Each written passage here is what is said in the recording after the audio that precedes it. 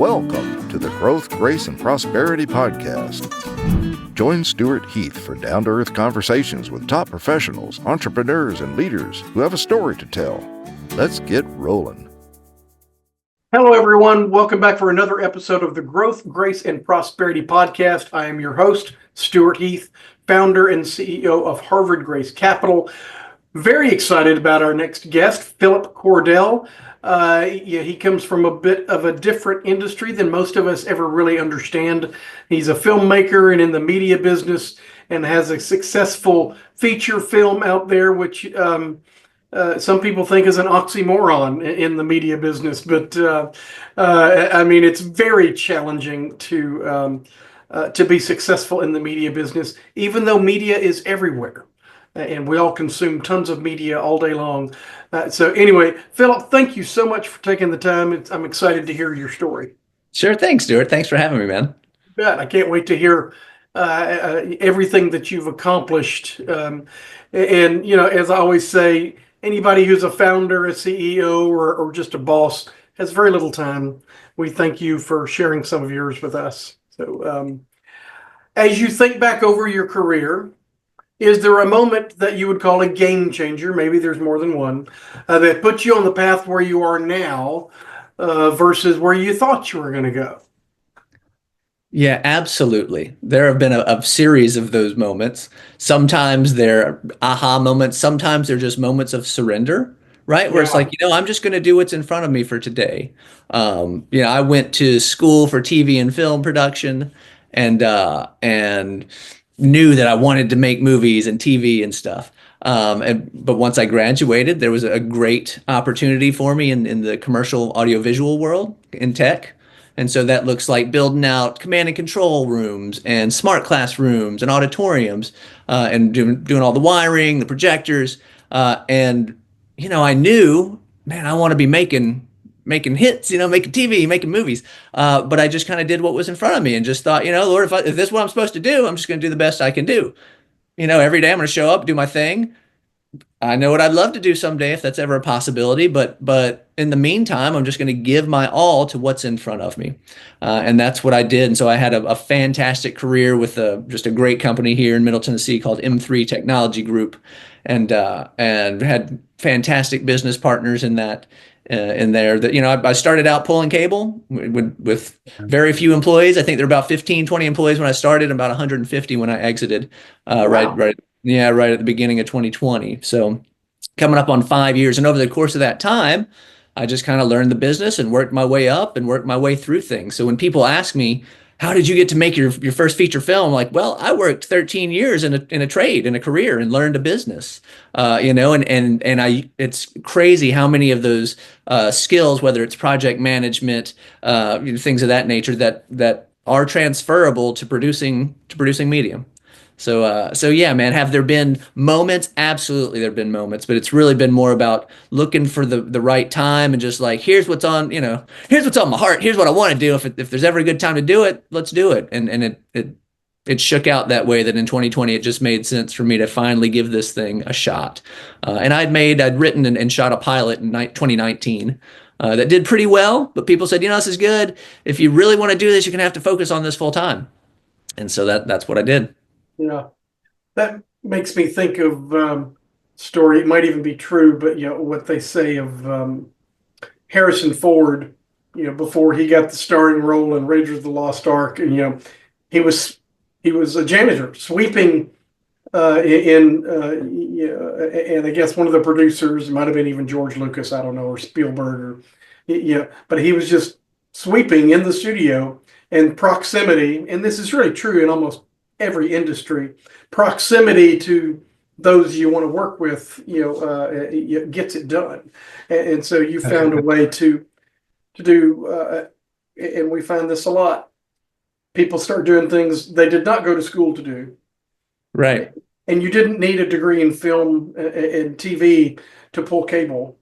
But I'm actually curious about your pulling cable in 2020. Most of the places I know were stopped pulling cable and gone wireless, but I guess I was out of that business in 2020. I started in 2006, 2007. Gotcha.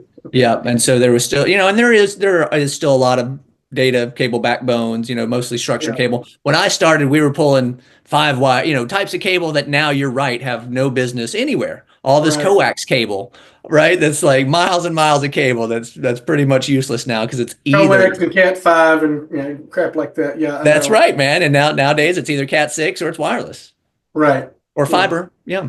Fiber. Right. Yeah, I've done some of that before. That's what a great story, and I think a great lesson.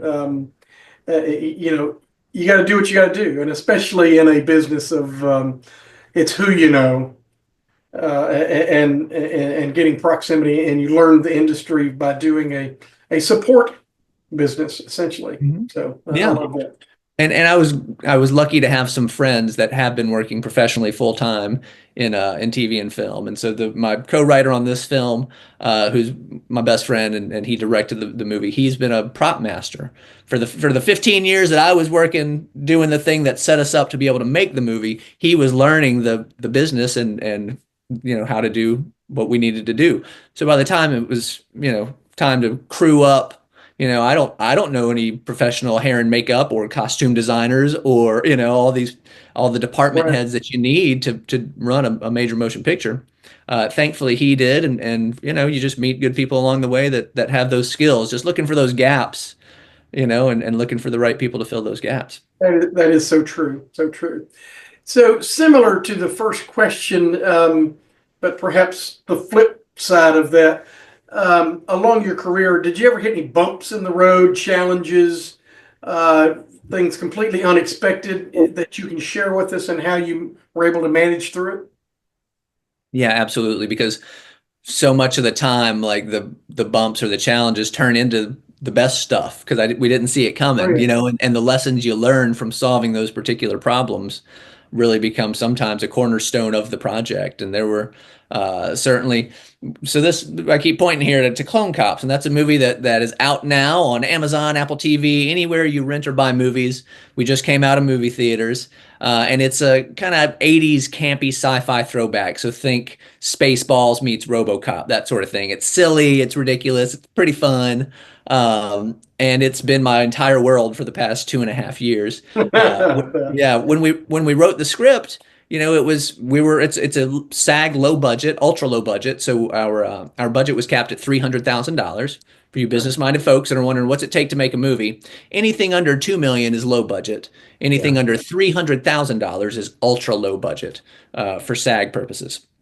And that money gets spent up incredibly quickly when you're paying your grips and your gaffers and your lighting technicians, your hair and makeup, all the people it takes to pull off a professional production. And because we knew we had a limited budget, we wrote for a very contained, they call them contained movies when it all takes place in a certain house. Ours was all going to take place in a boiler room of the Due West Towers here in Nashville. And yeah, if you're familiar with that neck of the Oh woods, yeah. it's an old hospital. And we got over there, and the boiler room was perfect for the movie, and our whole movie was going to be in this boiler room. And he's like, "Well, unless you're shooting in the next 6 months, thing up. They're taking the towers down." And we were like, "Really?" He said, "Yep, that's what's going to happen." And of course, Yeah. it's been Most of two it and was a half like, thank years. God, Well, right, I know. It's been 2.5 years, and those towers are still there. I'd like to point out, Yeah. but that urged us to reach out to a location manager who is a friend of a friend, and he found us a stellar spot. So this, our hearts were broken. We're not going to get to use the place we think, that we visualized it. We have to find a new place, and this new place, which was Clover Bottom, over in the Hermitage area, and Remember that too. Yeah. yep. And so when we get there, not only does it have a fantastic boiler room, but it has all of these other spaces that we can dress to look like a lab and to look like a hideout. And so all of a sudden, what was a crushing defeat turned into this world expanding opportunity. If we'd have gotten what we thought we wanted, the movie would look a lot different and a lot more low budget. It would feel a lot smaller. It'd feel like a smaller production. But because it actually wasn't available for whatever reason, we ended up with something that added a lot of production value and again just made the project seems. We've had people watch it, they're like, that looks like a $1 to $2 million movie, which is exactly what you're looking for. Right. Yeah. How long between you found out you couldn't have the first one and you found the place where you actually were able to make the movie? Probably solid 90 days, 3 months or so. Oh wow. Yeah. Yeah, it was What we what were was in that one? limbo. it's that feeling of, is this going to happen? If we don't have a place to shoot the movie, we can't shoot the movie. I mean, it's not going to happen. And so it was pretty terrifying. But, Yeah. I am very much a kind of let go and let God kind of guy, right? Where it's just like, I don't know. I can't do it. I got to turn it over. And then things just seem to work out. When I stop struggling with them and get into the flow, somehow Yeah. everything just works. So what's the dumbest idea you came up with during that time of where you thought you might could make the movie? When I go through those things, I always come up with these just ridiculously stupid solutions that Yeah, you think back on. Like, yeah, we were looking at just warehouses that were real boring. I mean, it would have just been but we kept saying it's going to look like a bunch of people standing around in a warehouse. There's nothing exciting or interesting about that, right? right. But those were the spaces that we could easily find, and Sure. can we kind of rejigger the script to work in this space? And again, thankfully, didn't have to. Well, good. Congratulations. So, has the movie been successful for you? Well, there are many ways to gauge success, Stuart. And, Yes. the reality is we won't know financially until we get our first distributions from our distributor. So the Yeah. film was just released January 31st. Uh, they run quarterly, and then Amazon, for instance, Amazon Prime runs 90 days after that. So if your film opens January to March, you won't start seeing any money until June. Then they have April, May to reconcile the books. Amazing how long they get to sit on that money. I know I used to Right. sell That's it. royalties and do all the, but the It is. the distributors run the world. So, It's true. But so has it been successful? Yes, in that we've gotten a tremendous response. The movie's not for everyone, and we knew that when we made it. It's weird, it's campy, it's got that kind of corny vibe that we think is hilarious. It works for some people and it doesn't for others. But for the people that have latched onto it, we're starting to kind of build that midnight movie cult following vibe. And so that's been tremendous. We booked our own 10 city theatrical tour. So we took them, we would reach out to the theater, say, hey, what's it going to cost for us to get a screen for 2 hours? We'll run the movie, we'll run a Q&A, and then we'll run our own ads on Facebook, TikTok, YouTube, on the platforms to drive ticket sales. So it has been a very entrepreneurial minded endeavor from the top down. And in those markets, that's where the magic really happened. Like there's nothing like getting in front of people, making real world connections, that networking that takes place. And so from those perspectives, man, it's been far more successful more quickly than we could have imagined. It's most of my peers, a lot of my friends in the indie film world, make movies, right? But unless you get quantity 10 or more critic reviews, you won't have an official Rotten Tomatoes score. And so just getting 13 critics to come out at the various screenings, and give us a solid, fresh Rotten Tomatoes score is a win. So we're trying to celebrate each one of these small wins. Yeah, because then you use that for marketing, right? Hey, yeah, we're fresh. It's just right. this cycle that you build upon. Well, good. Good. It is interesting, and I hope it's financially successful too. And I know they won't give you any data. You can call them up and say, "How are we doing?" Click. Yeah, they ain't gonna tell you anything. You'll find out when you find out. So, That's it. um, And the reality is it's the long game, Stuart. I mean, it is. if Yeah. we're lucky to capture lightning in a bottle, then maybe you take off that first week. But most movies might take 1 to 3 to 5 years to recoup their budget, depending on what the budget is. So Right. we don't have any illusions about the business we're getting into, because what you said at the beginning is absolutely right. It's very difficult to turn a profit in Oh, yeah. production these days. It's which is amazing to me how much content's out there. I mean, who's making this stuff if they're not making any money? But it happens. When I was in the media business, I was like, "What?" And I'm just like, Right. "Who does this?" Right. How can you live on Passionate this? people like yourself who've got stories to Yeah. tell. I mean, All right. You gotta love it. yeah. Is there Clone Cops 2 coming? There is. So we've got plans for a number 2 and a number 3. And we're also looking at ways to expand the IP. I play all the clone cops in the film, with the idea being if we run out of money, we can finish the movie because I'll be here and we'll have our camera guy and our director and we can make it happen. But when I wear this costume out into public, whether that's downtown on Broadway or on the rocky steps of Philadelphia, the costume and the helmet gets a giant response. It's super heartening. It's that thing that lets you know, like, we're on to something. I hope we can figure out how to monetize it, but it gets people going. And so, yeah, we've got definite plans for a 2 and a 3. We're exploring a limited cartoon series, maybe quantity 8 episodes of 2 to 3 minutes, just to get the branding out into the public awareness. Yeah, love it. Any other IP that y'all are working on right now? Yeah, we did a streaming short form series called Nashville Dads Club, and it's just 3 dads here in Nashville doing, raising kids, and we shot it, made it look like television, and that's been up on YouTube and Facebook and Instagram and everywhere, and that, we got some great press coverage on that, and the idea there has always been we've got a feature film premise for that, or would love to spin that off into a full length series. Well, it's interesting. That's fascinating. Yeah, man, it's a blast. How do you get your inspiration as to what's to do next? Well, I do just prayer and meditation. Is that an acceptable answer? That's fair. Yeah. I mean, there is a large element of that, of like, I've got my to-do list, and I just try to take care of business on a day-to-day basis. And I do try to commit some time to long-term, kind of vision strategizing without getting tethered to any results. That's the tough part, is not to say, well, it didn't work out the way I thought it should, so it's a failure. I don't actually know what's best for me. Time and time again, I've been shown that this thing I thought was going to be a horrific mess up is actually the best thing that could have happened. And so when I'm looking for new ideas, though, I've got a couple of co-writers, and so we're working on a couple other screenplays right now, actually.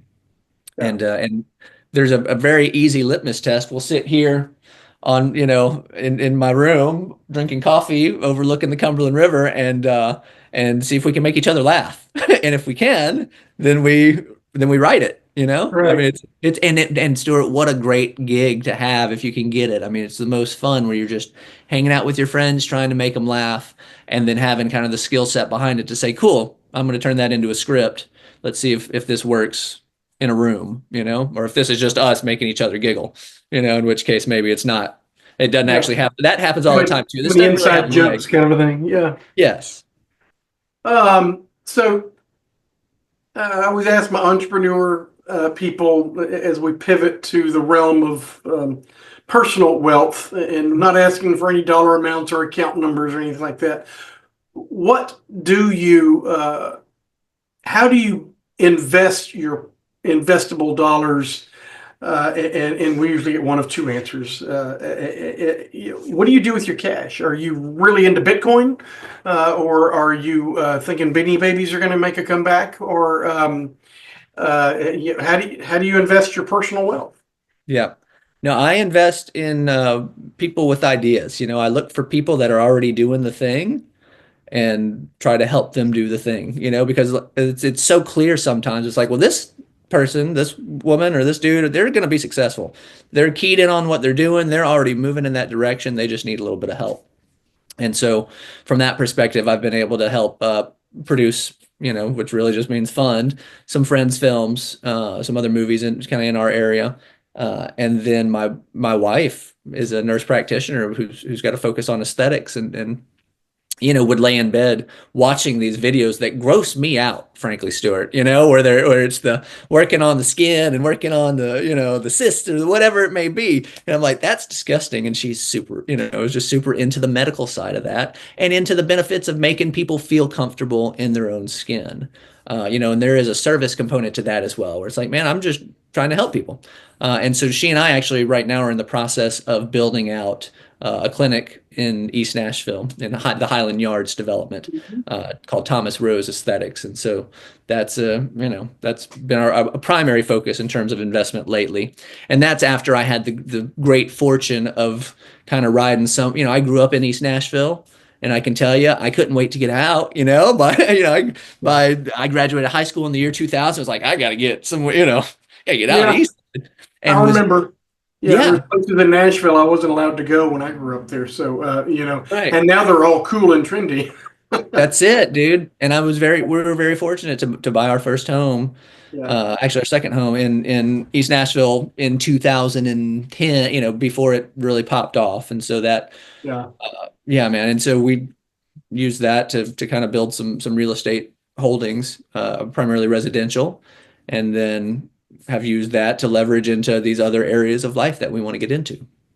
Well, not to make you feel average or anything, but most of our entrepreneurs, they're either investing everything back into their own business or they're spinning out some form of real estate. It's so we hear that a lot, and it's always fascinating to me to hear the answer. And I Yeah. like the way you said it. You're investing in other people who are already doing things. So Yeah. And I would add, I'm the primary funder of our film, so yeah. I mean, I'm like all in on this thing, man. We're Sure. this No, has I got to get it. work, I get it. Yeah. Well, and hopefully you get all that money back real quick. So, I know, right? all right. Last question. If anybody wants to follow in your footsteps, and I'm certain that we'll have some people who want some wannabe filmmakers out there in the audience. What one piece of advice would you give them? Find the people in your community that are like-minded and are moving in the same direction, because you can't do it on your own. Life works through others, and we have to build a community.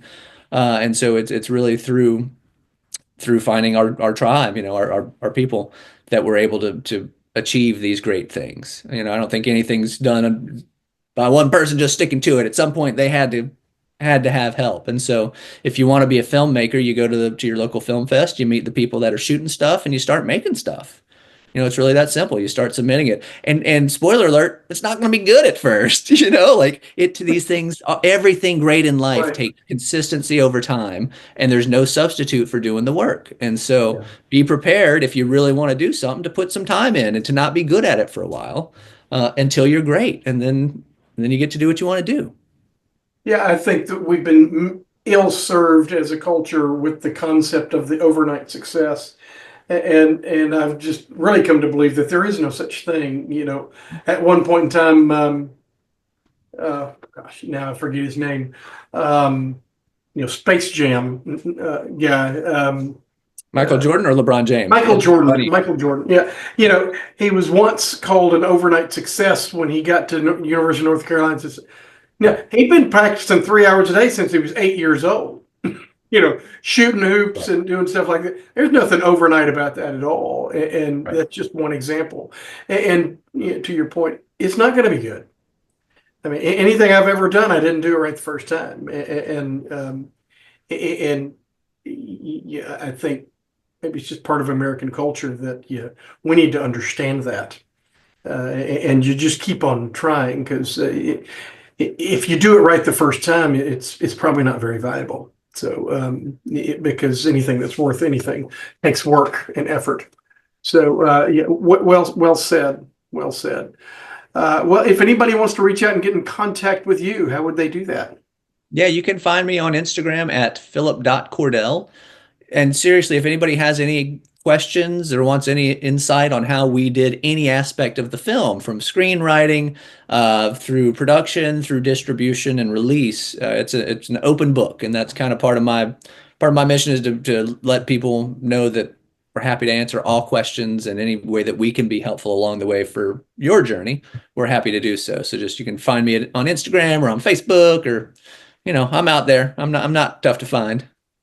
Well, that's a very generous offer. Having been in the industry, I know that yeah, that's a real valuable offer that you just said. And we'll make sure those contact details are in the show notes and make it easy for people just to click on and go from there. So, Philip, once again, thank you for your time, and thank you for sharing your wisdom and experience. Thanks for having me, Stuart.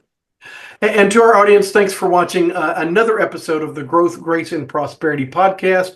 Please come back and watch another one, and let us know what you think about it. Everybody take care. Thanks for tuning in to the Growth, Grace, and Prosperity podcast. If you'd like to be a guest, visit growthgraceprosperity.com/guest. We'd love to hear your story.